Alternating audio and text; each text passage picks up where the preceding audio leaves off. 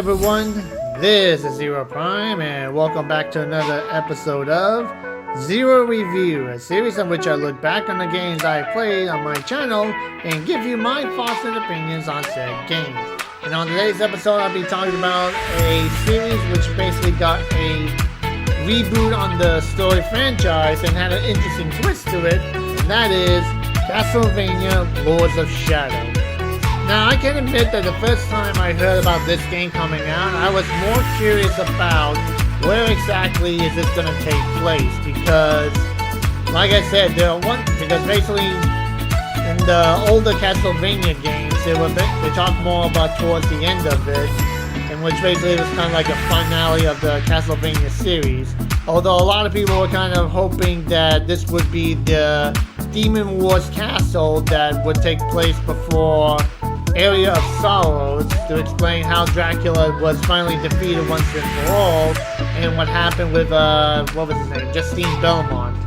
But unfortunately, this game never came out. Unfortunately, this game wasn't it, and a lot of people became confused about this game because of the time frame that it took, which conflicted with the other Castlevania games of its time, until it was announced that this was basically a reboot of the franchise, which basically is a retelling of the story or reimagining of the Castlevania series.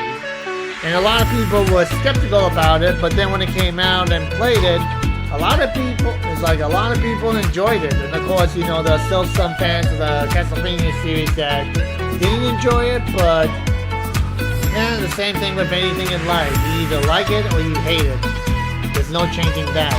But to me, I rather enjoyed it because it was actually a nice retelling of the Castlevania series and story, that you play as Gabriel Belmont on a quest to save the world that is basically been cut off from God, and you basically have to fight off the mythical monsters and creatures as you journey to find the source of the problem, and along the way hoping that you'll find the artifact that can bring back your wife that was murdered.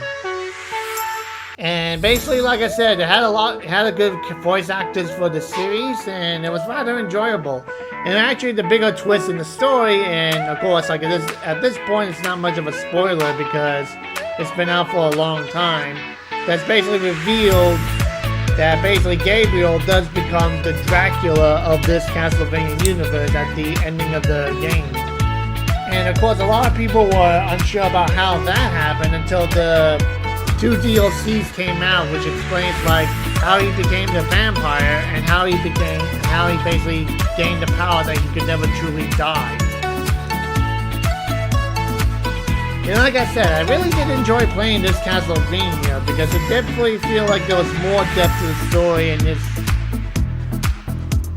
I kind of like the development of the characters in this, that you have a man that was so full of hope and everything, but then he's been hit, you know, with event after event that put his faith in question and his motives in question. That it's like, is he really the savior of humanity, or is he becoming a monster that basically he hunts down?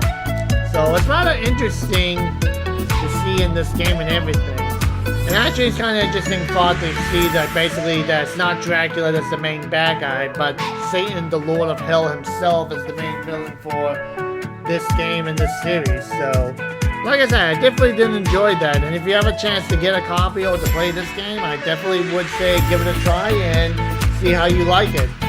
So anyway, that's all the time I have for this episode, guys. So as usual, thank you for watching. Make sure to leave a comment below, subscribe for more video updates, share us on your Facebook, Twitter, Tumblr, and all other social medias. And don't forget to hit the like button down about the channel and turn on the notification bell to stay up to date on my channel.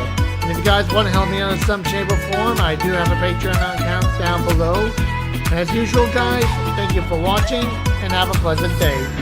Bye-bye.